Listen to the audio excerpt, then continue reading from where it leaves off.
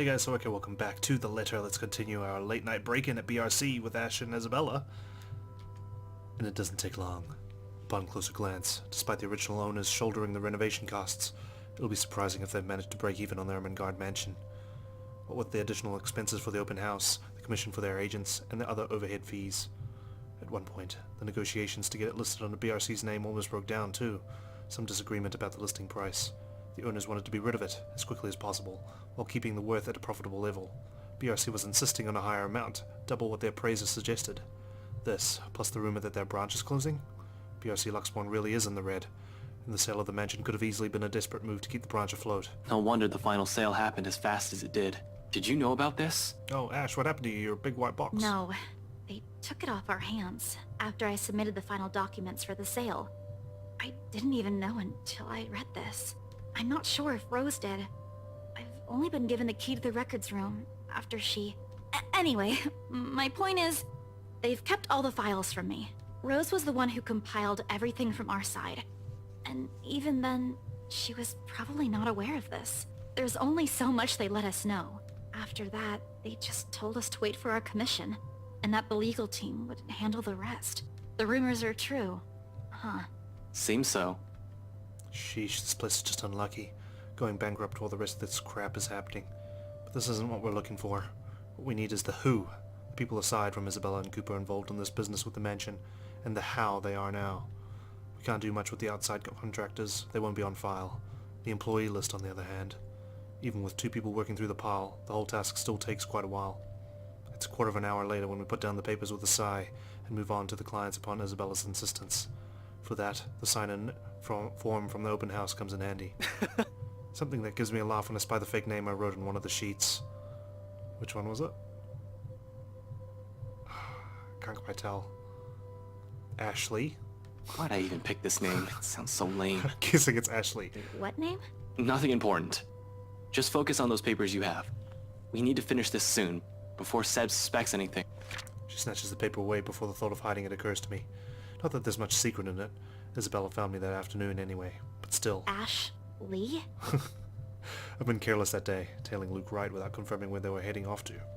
While the butler's terribly efficient in keeping the Wrights' engagements from the public eye, there are other ways if only I've given them the time of my day. In retrospect, I've been too eager, too impatient to find something that'll crack the case and be done with it. Maybe my failure goes as far back as the day of the open house, not during the party last night. Yeah, well, I was pressed for time. Seriously? Ashley? Were you even trying? Even just put John Doe would have been better. Oh, come on. You didn't even notice I was the one who wrote it down. Of course I wouldn't. Only an idiot would use his real name. It worked, though. Admit it. It's genius. Who would have thought, huh? She responds with a roll of her eyes, then drops the matter entirely by shoving the paper back to my hands. We lapse back to our respective tasks afterwards, wordlessly skimming through everything. Read, set aside, get another one. Looking back at the sign-in sheet, I spot Luke Wright and Hannah Wright listed up top. Not that I don't know about them already, of course, but scanning through the list, a name immediately comes to my attention. Madeline Williams. Something wrong? Huh? No, just that I remember this girl listed here. She frowns, moves her seat closer, and takes a careful read at the sheet. There's a long moment before she speaks up again, but from the way she tenses, she appears to be expecting the worst already. What about her? She was with me, in the group following Cooper, when we toured the upstairs part of the mansion, I mean. Rather loud one, especially when we took a peek into the attic. Kept talking about the ghost stories the whole tour. Really now? Then, do you think she's... She was reported missing 3 days after. There was a ruckus at the precinct the day her family filed it. Threats were naturally given at the lack of progress days later. Desperate ones. Her family's willing to shell out all the cash they have just to find her. To no avail, unfortunately. Officer Benjamin has been in a bad mood ever since he spoke with them. But what can he do? What can we do? He's tied. We're all tied. There's only so much we're able to do, with everything that has been shoved into our hands recently. She still hasn't been found. It's already been a week. Isabella makes no further comment aside from a nod. Instead, she sits back in her chair with a distant look in her eyes, her hands balling to a fist as she struggles with her frustration. Or maybe it's anger. But the moment doesn't last too long. Soon her grip loosens and she folds her hands back on her lap. Her expression, however, it's one I've seen too many times in the mirror. What does one say to a person burdened not one by loss, but many? Who carries it in her shoulders like a badge of shame? I've yet to find the answers to that myself. Until then, the only way is forward, press on to see where our attempts at fixing our mistakes might lead us. And despite my own doubts, a glimpse of that look on her face is enough reason for me. I can't just give up. There's too much at stake, too much to lose. With a renewed focus, I continue. On the third and last sheet, I spot another one. Beatrice Wilde, one I recall from the newspaper obituaries, died of a heart attack. A letter of correspondence expressing condolences to her family confirms as much in her files. Passed away at age 74 in her sleep. She's at that age. It certainly could have been a natural death. Right? I'd like to believe so. But 3 more letters turn up when I rummage through the stack, and it leaves nothing more than a foreboding feeling in me. They're all addressed to families of clients who have passed away in the past week. Regardless, these go into the pile of things worth looking into after our visit here, along with William's info sheet. There are just so many names, so many faces, each one I've seen that day, and here I am wondering if they're all right. It isn't a selfless thought that brings the question to mind. Rather, it's the logic that if more of them are still alive, the more people I can choose to question. Nothing's concrete yet, of course. These are just speculations, but we're making progress. Once done with the sign-in sheets, I stash it along with the growing pile to my left and pull out as many of the other documents Isabella has already prepared for me. We're working through the employee lists now, those who have been assigned to the mansion. Because if Isabella was to be believed, if what she's seen and what happened to Rose Cooper is because of that letter, I need to know everyone who's possibly read it, aside from the 3 of us, if they've noticed strange things too. For all I know, these may have just been a terrible coincidence, although the thought of that starts to diminish as we dig into the BRC's company files. 15 minutes later, the stack close to my elbow has risen from 5 to 21 different dossiers. Client and employee documentation, people who have either visited the open house or worked on the property in some capacity since the letter's discovery. Turns out, there were 2 more employees who handled the mansion directly, aside from Cooper and Isabella. Christian Sy, the realty specialist, and Mark Julius Jean-Marie, the estate appraiser. This C guy, he was in custody just the other day. Really? Sir John has been looking for him. He stopped reporting to work a few weeks ago. Are you sure it's the same person? Yep, this is him. Folks at the precinct said they went to his house after a noise complaint. They found him just acting all crazy. Had to take him in when he started getting violent. He kept screaming about a woman. Immediately, she stiffens. I don't want to bring it up, or imply a connection to Isabella's story, but that is exactly what happened. It was driving the guards mad, but he didn't last too long in there. A few hours in, and he just started bashing his own head against the wall, and, well, it was messy, to say the least. Oh no, we had no idea. Is he okay? HR just marked him as AWOL because none of their calls would get through. He's in the hospital right now. I heard they're putting him into a psychiatric ward as soon as he recovers. He's still a bit unstable. Lovely. Jean-Marie, on the other hand. His employee file notes his date of leaving and even when his final payment had been given. Along with it, there's a letter to his family about the appraiser being found dead in the office. Communication is hush-hush, and there's mention of compensation if they don't talk about it to the media. Inspector Abigail has often scolded me for not reading the reports on a regular basis, but I try to keep up to date as much as I can. When I do, I make sure I'm aware of the gist of what's going on in my city. This never reached the police's ears, or the health and safety executive. Do you know about this guy? One glance at her says everything. They've hidden it from the media, they've kept it from the police. It's not surprising this will also be a secret from someone of Isabella's position in this company. Fuck. Rose was looking for him. Last week. We haven't heard anything from him either. Until now. They never mentioned this to us. Business going under and someone dies while working here? Of course they want to keep that quiet, it's bad publicity. This whole thing is just getting freakier by the minute. Nevertheless, I hand the files for Isabella to make a copy of. The pages with their names, addresses, and contact numbers will do. We'll start with the ones who live within the city. Sometimes, there are things you really can't just brush off as mere coincidence. In my line of work, once a pattern pops up, it's only right to be suspicious. Especially the thing with Sai. It's too close to the stuff my own friends have been telling me. All of this? It's considerably thinner than the one she brought in, yet somehow, the way she hugs the folders close to herself makes it seem heavier. Like she's hanging onto it, like in the same manner one will latch on to a lifeline. Only the noteworthy ones. And those that might still be alive. Might. She doesn't need to know that. We can't check the outside contractors, but the guys with the direct connection to BRC and the people who attended the open house should be enough. We don't have time to see how everyone's doing, especially if what you said is true. For a second, she appears to about to argue, but quickly decides against it and hides away before anyone reads the question in her face. Then, in a too abrupt motion, she turns towards the copier and gets to work. soon. Only the machine's constant thrum fills the air around us, while I keep myself busy cleaning up the mess we've made. The lack of talk is awkward, to put it mildly. Disturbing, at worst. I've gotten so used to letting her just babble away whenever it's just the two of us. Alright, what do we got? Whew. This is interesting. Okay. BRC is obviously trying to cover things up because it's about to go bankrupt. But they can't possibly have a hand in the curse, obviously. To confirm their suspicions, Isabella helped Ashton break into the Briar Realty Corporation's Luxmore office that night. There, the files they found revealed the real deal with the mansion sale that was unknown even to Isabella. And something possibly more terrible. Lovely. I could tell, however, she wants to do more. She wants to fix this mess herself, and that desire makes her antsy. But at the same time, she's learning how not to be impulsive or stubborn, exactly as I've told her yesterday before agreeing to any of this. Or maybe these so-called changes have always been with her. Dire situations have always pushed people to change after all. Although seeing this happen in front of me only makes it more difficult to find the proper things to say. In an atmosphere this tense and charged, what is left for us to talk about? Certainly not the news. What's worse is when you only realize all of this in hindsight, right after you've already ran your mouth off. You know, for a house your company seems to be in a hurry to sell, they still made quite a fortune out of it. Look at this. 1, 2, 3... 6. Are you sure they're planning to give your entire share for this? This isn't a small amount, especially given the usual cut. And their accounting department isn't in the greatest shape either. Fraud, eh? Even if they don't, it's not like someone still needs it. And there's the reason why people don't let me talk. Silence once again descends throughout the room, denser compared to the ones we've shared tonight. Behind me, I can still hear her movements, sharp and precise while she feeds the originals to the machine. Then, with one last click, all of it stops. Her feet shuffle slightly against the floor when she moves away. Something creaks softly, probably the table, as she settles her weight against its side. By this time, an apology is already at the tip of my tongue, but... Belle, Papa's gone, Ash. Within those scant few seconds, everything between us shifts as the gravity of her words sinks. Right then and there, something harsh and immovable rises between us. Death is something I'm familiar with.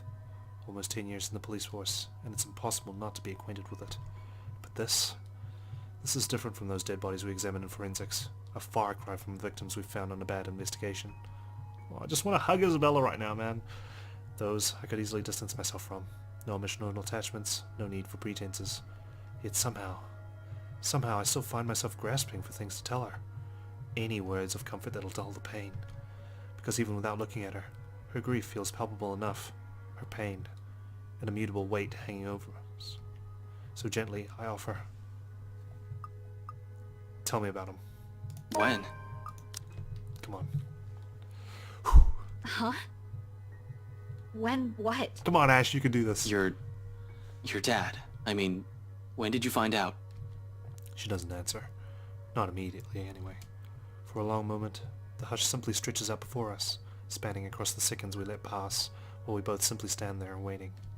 Eventually, she exhales, lightly, muted enough that I might have missed it, had I not been paying attention to her every movement. Yesterday, around 3 in the afternoon there, Mama called.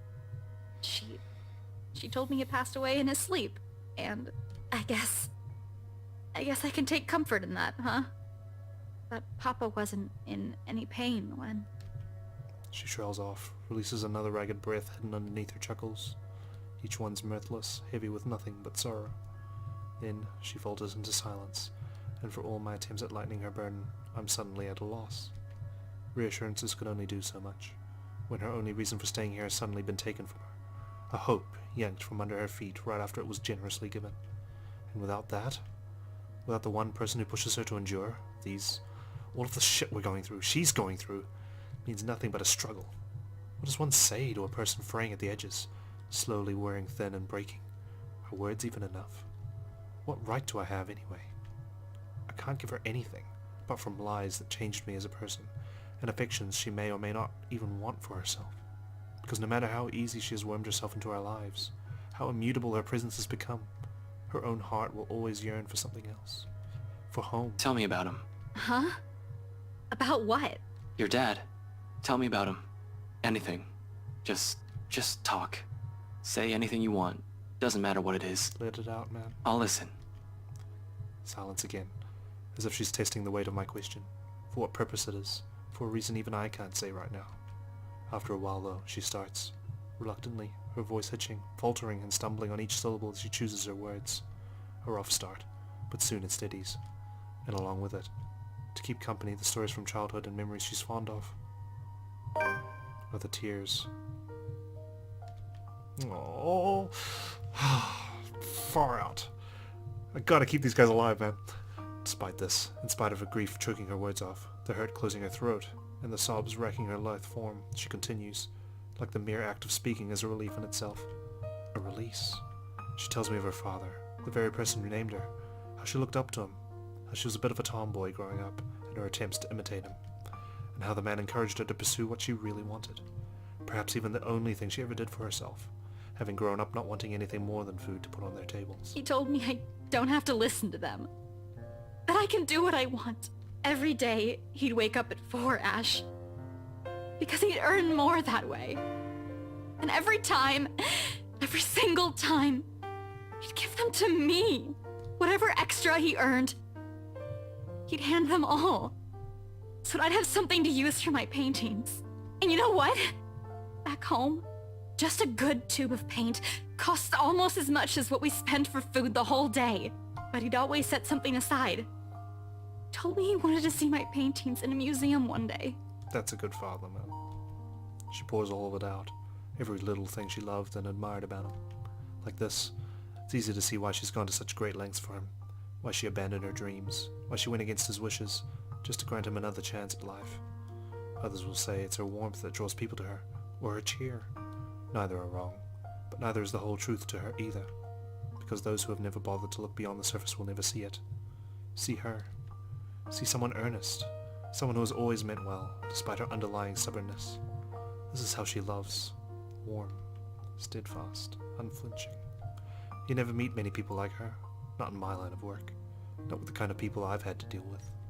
Always with something to hide, always with something to lie about. Eventually, when you run across too many of them, you change. You become like them, in many ways, for a lot of reasons. She's the kind of person I want to be around and be with. Who made me feel I'm still worth something. He didn't want me to leave. Said, begged. I could finish my studies first. In the end, I couldn't even grant him that one request. I'm a terrible daughter, aren't I? No, man, it's just survivor's guilt. You're not. Huh? What? Oh god, I thought something scary was about to happen. Jesus Christ. You're not. I can't speak for your dad. I haven't even met the man. But I know you're not. I'm not entirely sure where I'm going with this. The remark just came out. Now I'm stringing all of these together as I go. Speak from the heart, Ashton. But one thing is certain. None of what I'm about to say is a lie. The Isabella I know is a total klutz, but I've never seen anyone work as hard as she does. She's the type who wears her heart on her sleeve. Though it's not necessarily a bad thing. It's always in the right place. She's intimidated by a lot of stuff, but she knows how to appreciate the smallest things in life. Frankly, you've caused us no small amount of trouble since you barged into our lives. But when I'm with you, all of my worries seem trivial. Heat has already crept up my face when the turn this whole thing is about to take registers before I blurt out the rest of it out. Declare feelings I'm not even ready to reveal to anyone, much less to her. My hand comes up to smother the rest of it. Though embarrassment quickly takes the reins before I can completely clamp my mouth shut. And I'm pretty sure Zach and Becca think the same way. Oh, you copped out! No! Ashton! You have a nasty way of growing on people like that, and you know what? We got everything we needed in here. I'll just wipe the security recordings and we're good to go. Damn you, Ashton! While I'm at it, you better wipe the snot off your face. And you don't look very nice when you're balding like that. Oh, frustrating. So close. Bloody hell, Ashton. Ashton Frey. While gathering what they found, Ashton accidentally brought up Isabella's father, who had apparently passed away the day before. Suddenly her reasons for trying to fix this mess became clear to him. In his attempt to comfort her, he ended up almost admitting something he's not yet ready to put to words.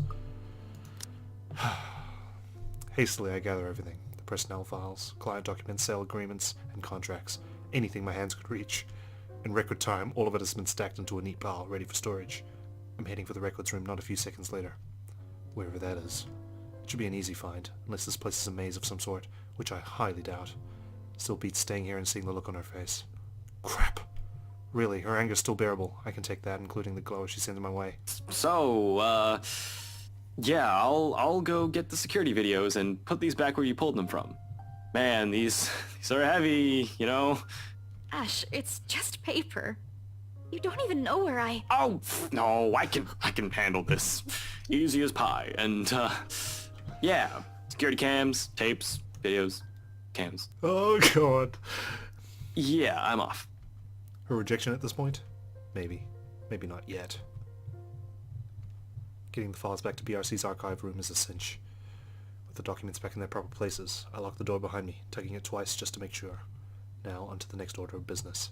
Removing the evidence of our little excursion in here, or at the very least, the parts showing what we've been doing during the past hour. Can't have our faces plastered on security footage, showing us breaking the law, as it were. I'm gonna have to wipe the data for Isabella's access card entries too. Surprisingly, finding their security room proves a breeze. What will be tricky is getting inside. The fact that no one has walked out during the whole time we've been in here means the room is either empty or their security is sound asleep. I'm banking more on the former. If they're cutting corners and firing agents, I have no doubt that they've fired the guy stationed here, if they have anyone watching the monitors in the first place. It's a rather common thing for establishments. Just leave security recording indefinitely and only check the footage if something actually happens. Just to check, I press my ears against the door, listening for a sign of anyone occupying the room. After a long minute and nothing, I give the knob a few rattles. Please don't play London Bridge is Falling Down. Standard lock and key. Should be easy enough to pick. We have lockpick sets, but those are only to be used if necessary and with a search warrant. Even then, it's a skill set rarely needed. Subtlety isn't on a cop's priority if they have the authority to search the premises. Bolt cutters and brute force are the favoured methods. If those fail, you call a locksmith. Me? I prefer the good old hairpin trick when those options aren't available. Besides, they're easy to hide and store for emergencies. Running my hand through my hair, I pull a pair of bobby pins. 2 of these and I can just about open any standard lock. One makes a lever and the other makes a handle. I won't call it a complex skill, but it certainly takes time and a lot of practice to successfully pick a lock. Good thing I've practiced with them for a bit in my college years. I learned more when they're accessible and standard issue for a law enforcement officer. I wiggle here, I click there, and I manage to seize all the pins in the locking mechanism soon enough. With a slight turn of the knob, the security room's ripe for the picking. Oh god, I'm already nervous. The room zone hits me first, a sharp, nauseating stench, as if someone has accidentally spilled a gallon of bleach in the room. When was the last time they opened this place? Ugh, this place smells awful. Jesus, it's worse than the forensics lab on a bad day. This is probably because of the badly botched effort to clean the place up. Even in the dark, I can spy dark stains on the walls. I really don't have the time to try and play is this ketchup or soda right now, but I have this strange gut feeling who the mess might belong to. As expected, no security personnel mans the office's CCTV controls, and the standalone DVR setup is open for anyone. Normally, I'd have heaps of things to say about this sloppy security setup, but right now their negligence makes the whole task of erasing evidence easier. No fuss, no muss. The next one should be the access to car data. Hopefully getting into their computer won't be too much of a hassle. Everything up to now has been smooth sailing. There have been hiccups, I'll give it that, though it does nothing to dampen the good mood I'm in. Once I shift my attention to the machine sitting next to the DVR setup, all of it swiftly evaporates. I'm no computer buff, but can definitely recognize one more than a decade old. Simply looking at it makes me feel younger. With a heavy sigh, I power it up, mentally prepare myself for a slow slug. Slow, apparently, remains an understatement here. It takes a whole 3 minutes for the whole thing to start up. The OS hasn't even started loading, and in my boredom, I start inspecting the live feeds from the cams. Only 2 works. One for the view outside, everything seems to be ordered there, and the other for the main workspace where it's a fleeting glimpse, a cursory glance, but the sight of it stops me. The image is a bit blurry. It's standing right there, right in the middle of the room by one of the cubicles. I can make out the form of I can see it! What the hell is... I don't get too far into that line of thought. A few seconds after my words have slipped out, without any sort of warning while I'm still trying to make sense of what it is. The figure moves.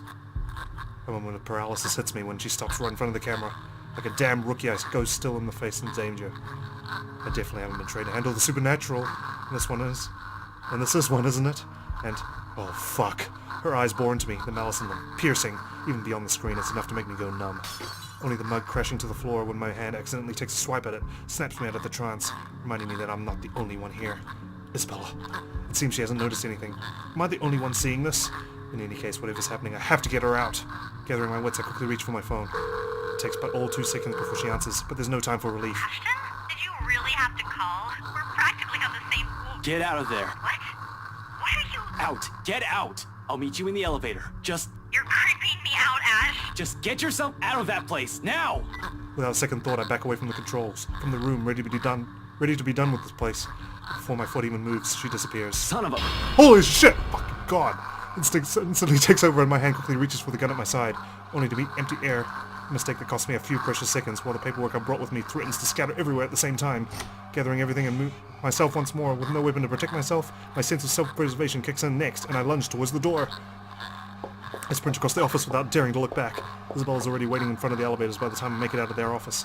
Worry creases her eyebrows upon glancing at me, but I don't have time to answer the question in her eyes. As soon as I reach her, I grab her arm, practically throw the two of us into the open elevator, and slam the button for the ground floor.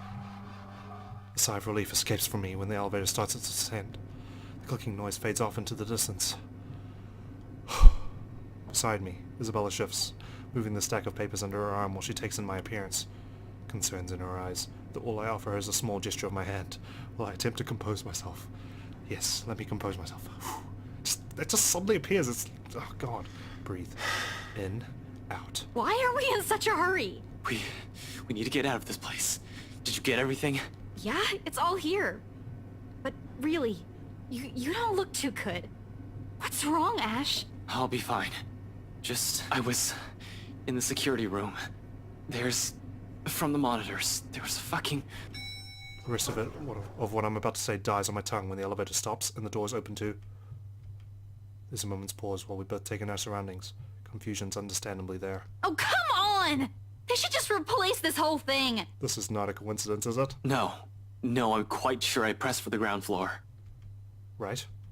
But it's just as Isabella said. The elevator always did have problems when I visited in the past. Often, she becomes so angry whenever we try to get to her floor, and she'll have to repeatedly smash the button for the elevator to even move. That was always good for a laugh. I wasn't too worried then. Now. Oh, for fuck's sake. My heart's beating so fast right now. From the distance, beyond the light's reach, the noise echoes in my ears along with the rapid pounding in my chest. Isabella stiffens, and her eyes grow wide at the sound. Gingerly, she reaches up to grab the hem of my sleeve and grips it. Hard, tight enough for her fingernails to dig through. Her eyes searches wildly for the source of the sound while I stand protectively in front of her. Ash, did you hear that? Anyone there? I can hear you moving from here. Show yourself. Don't say that. No response. No response. Only the soft sound of something scurrying around the floor and the walls in slow, deliberate movements. Faint, though still audible enough in this hush. Oh, fuck. Until it stops. A moment. We need to go, Ash. We have to. And then, this time I'm certain it isn't my imagination. Against my training, my whole body freezes. Hands stilling, mid-press on the button, eyes growing wide while waiting for any sort of movement from further back, and ears strained for the source of the sound. I can't even offer Isabella any reassurances. Much as I hate to admit it, dread has seeped into every nerve in my body. And the blasted elevator still won't work! This isn't in my fucking training manual! Ash, we need to leave. I know that sound. Ash, please, get the elevator! Another series of shuffling against the ground, a laughter, and all of a sudden she's just there. Oh shit, I can see her. Like a twisted spider she stares at us, a look of hunger in her eyes and venom in the twisted manner she smiles. A glee she has well earned, when we're damn flies that have been dropped right into the spider's web. Ashton! Damn it! Damn it! Without warning she moves, mocking me with each unhurried crawl she takes, knowing I'm at her mercy. Fucking hell! Ashton, the door! The door! I'm trying, Isabella! Our lives are in the hands of the crummy elevator, literally hanging between life and death. We're not going to die here. Not in a damn elevator! 8, 1, 2, 5, 3. 3, fuck. 8, 1, 7, 2, 4. 9, 3. 9, 3. 7, 8, 1. 8, 9, 1, 7, 2. 9, 2, 5, 6, 7. Oh, fuck! Holy shit! As if a divine power has heard me swearing up a storm in my head, the doors close just as that thing looms near. Soon the elevator. The blasted thing is heading up! Isabella's knees buckle in relief. In 2 ticks, she's hugging herself without any care for the mess of papers or folders she's dropped on the floor in her panic. She draws in one ragged breath after another, each one brimming with nothing but relief.